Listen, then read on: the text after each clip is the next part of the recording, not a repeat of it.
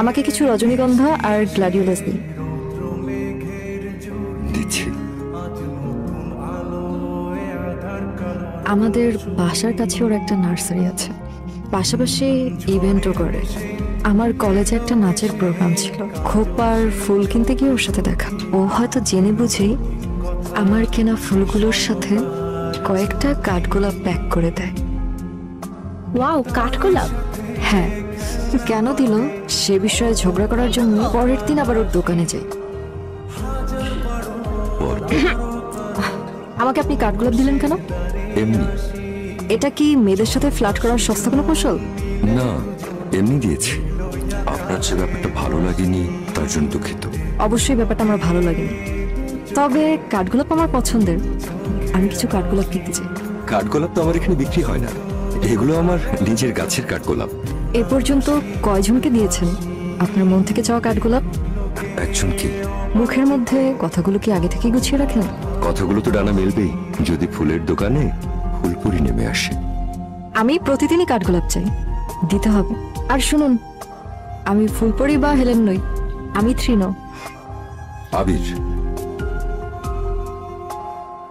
আমি ওর কথার প্রেমে পড়েছিলাম নাকি আমার চোখের তা জানতাম না, তবে আমরা দুজন দুজনের প্রেমে পড়ে যাই। ও পৃথিবীর কোনো কিছুই বোঝে না, কিন্তু কিভাবে যেন আমার মন বুঝে যেত। এরপর 2-3 দিন কেটে যায়। আমি ভার্সিটির পরীক্ষা নিয়ে ব্যস্ত ছিলাম, আবিরের সাথে কোনো যোগাযোগ হয়নি। পরীক্ষা শেষে আমি ওর নার্সারিতে যাই, কিন্তু পাইনি। আবির আমাকে নিয়ে যে যে জায়গায় যেত সবখানেই গিয়েছে, কোথাও পাইনি। পুরো দুনিয়া তোমাকে খুঁজে ফেলেছে, কোথাও পাইনি। এভাবে পালালে কেন? পালাতে তো হবেই, আজকে না হয় কাল।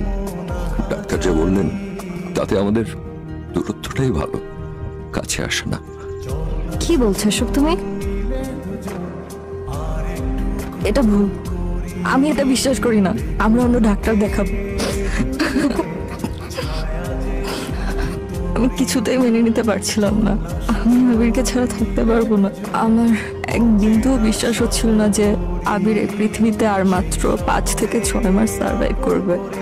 আমার এই বিয়ে করার ব্যাপারটাকে বলতে পারো ও নিজেরই শেষ ইচ্ছে, এই জন্যই তড়িঘড়ি করে বিয়েটা সেরে নিচ্ছি। সে আমার অসংখ্য ইচ্ছে না বলতেই পূরণ করে দিয়েছে, আর ওর এই শেষ ইচ্ছে পূরণ করাটা আমার উচিত বলেই মনে করি। সার্জারিটা সফল হলে ডাক্তার বলেছেন 50% চান্স আছে সার্ভাইভের। আর তুই নিজের প্রেমিকাকে অন্যের হাতে তুলে দিচ্ছিস। যে জীবনের বাজি, সে জীবনের আবার মূল্য কি বল? ও ভালো থাক, এটাই আমি চাই। এই তৃণ কোথায়? সাজগোজ হয়নি এখনো? তৃণ তো বাসায় নেই, তৃণকে কোথাও খুঁজে পাচ্ছি না। এ ঘর ও ঘর, ছাদের উপর সব জায়গায় খুঁজে দেখলাম, তৃণকে পাচ্ছি না। আমি যা করেছি সেটা ক্ষমার অযোগ্য, কিন্তু আমার কিছু করার ছিল না। আমি আসলে আপনাকে ভালোবাসতে পারবো না। হয়তো আবিরের স্মৃতিগুলো নিয়ে আজন্ম বেঁচে থাকবো। আমাকে ক্ষমা করে দিন প্লিজ। যে কটা দিন আবির বেঁচে থাকবে ওর স্মৃতি নিয়ে আমি বেঁচে থাকতে চাই। আমি শুধু ওর হয়েই বেঁচে থাকতে চাই। ওকে নিয়ে আমার স্মৃতির জীবন হোক, ওর সাথেই মরণ বাসর হোক। আবির, তুমি তো ফাঁকি দিয়ে চলে যাবে, আর তুমি চলে গিয়ে জিতে যাবে, তাই না? না, তা হবে না।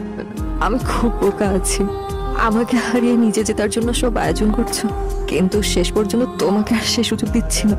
ছোট্ট এই জীবনে যাই আসো, তোমাকে হারাতে চাই না। সারা জীবনের জন্য কারো কাছে থেকে যাওয়া যায় না। জীবনের গতি, ব্যর্থতা এখানেই। ছোট্ট এই জীবনে আর যাই হোক, তোমাকে হারাতে চাই না।